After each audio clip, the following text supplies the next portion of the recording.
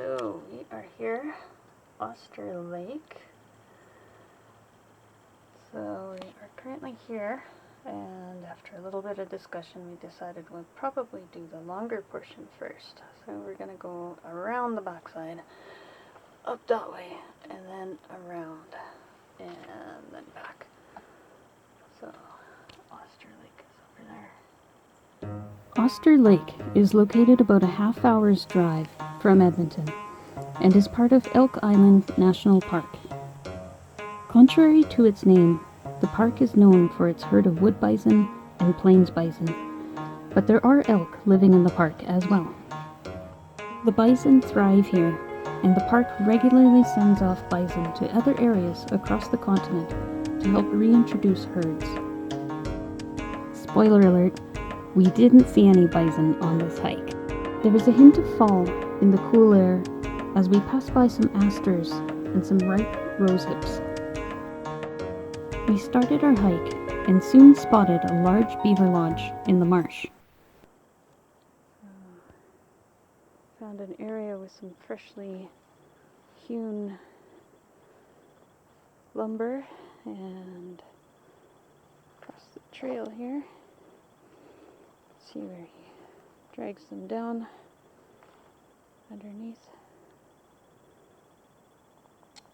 Definitely working hard to get things in shape for the winter. We spotted another well-used beaver trail passing into the brush.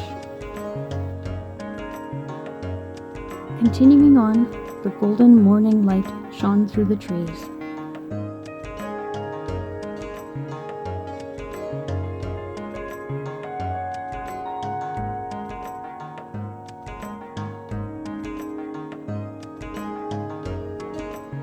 Bunchberries dotted the forest floor with their red fruits.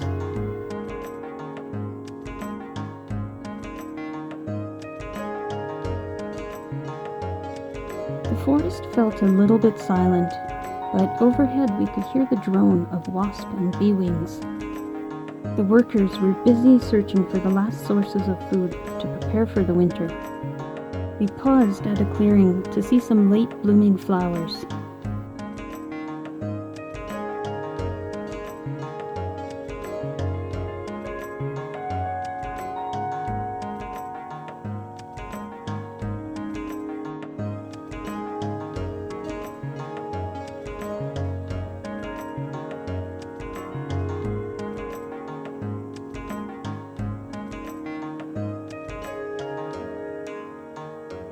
I scanned the distance, but I didn't see any bison. I should mention the bison regularly use the trails, and they leave evidence of their passing. As we kept a careful eye where we walked, we spotted one paddy that had several mushrooms sprouting from it.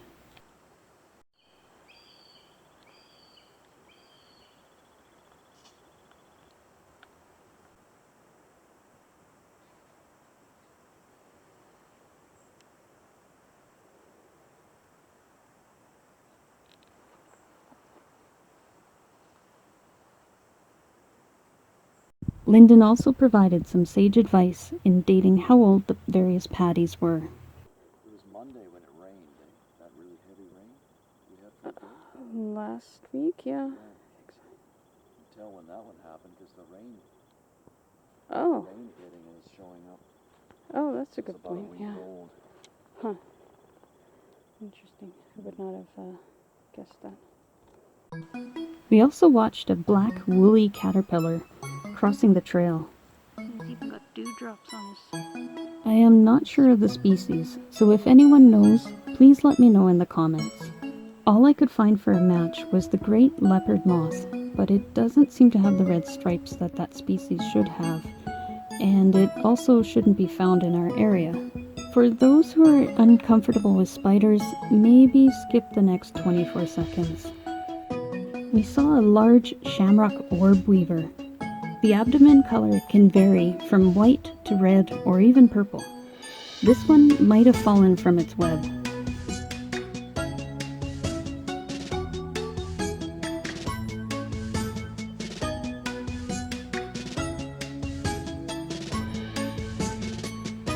I believe this is part of Paul Lake.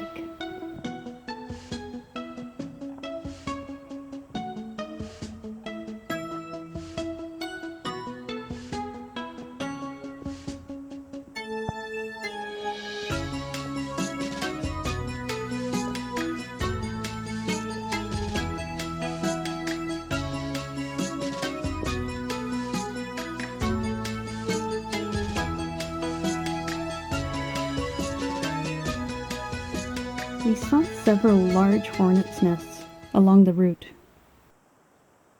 That's a hornet. Yeah, I was just gonna say, it looks like a bald-faced hornet. I'm just taking a wild guess there. Some of them were active, and I am pretty sure that these were the bald-faced hornets. I was surprised to learn that they can spray their venom in the faces of the attackers in order to protect their nest. That seemed like a pretty good reason to keep a respectful distance.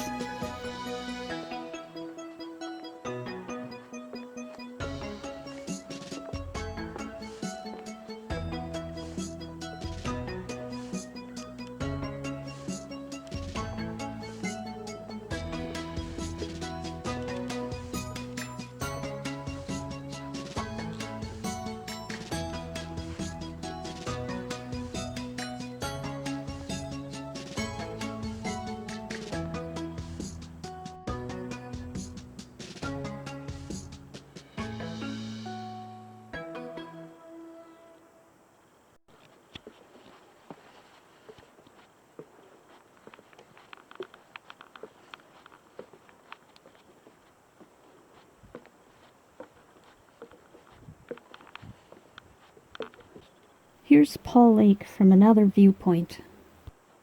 I felt like I was watching a regatta with all the ducks swimming away from the shore.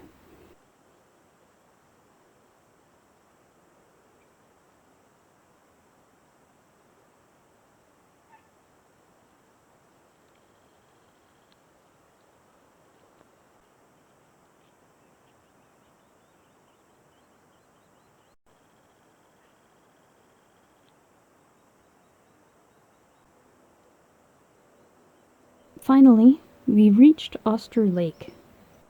I paused to watch some cottony seeds floating into the breeze.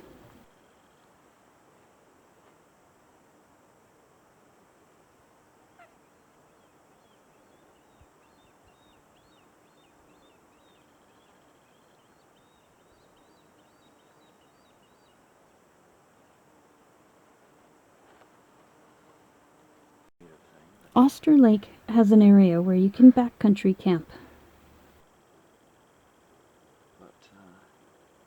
While we didn't have time to camp here this summer, we stopped to have lunch.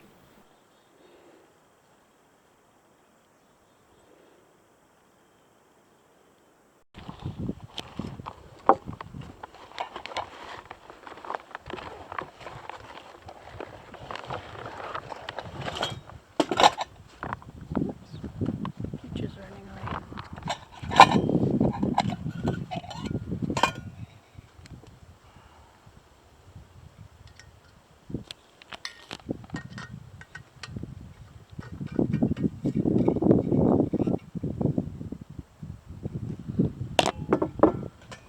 And probably a frying pan, eh?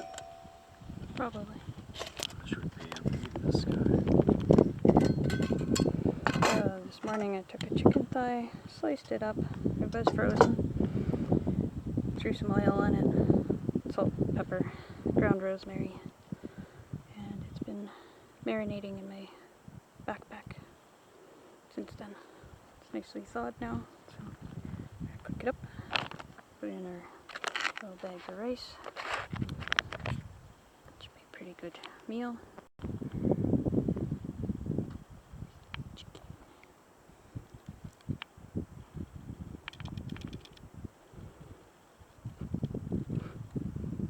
I feel like I just served a dish of cat food.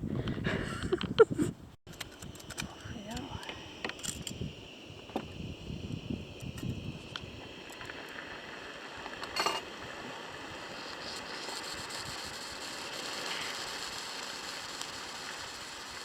This is flame on. Falling down.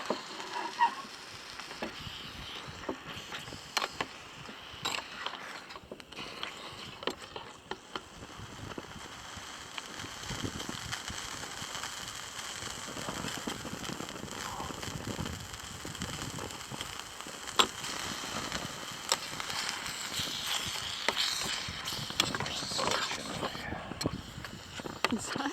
Non-stick Janai. Well, that's why I put oil on it and then I put more oil.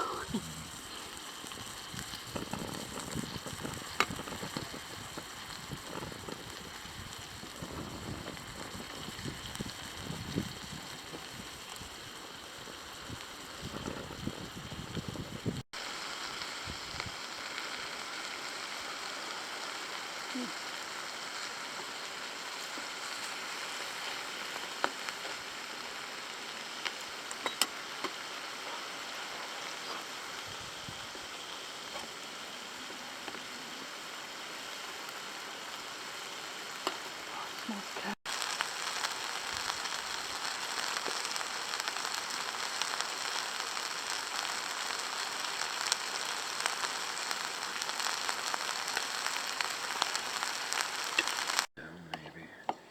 I want to boil the water off a little more. Yeah, we really soaking these guys this time.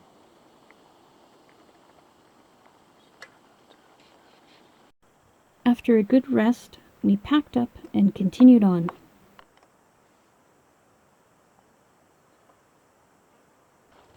The midday sun had warmed up the ground, and hundreds of grasshoppers jumped out of the way as we headed back into the shady forest.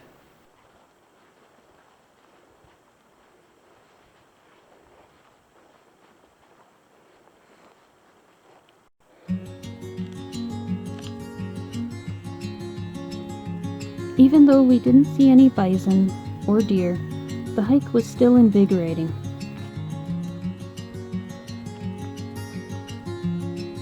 We passed by a couple of swamps on our way back.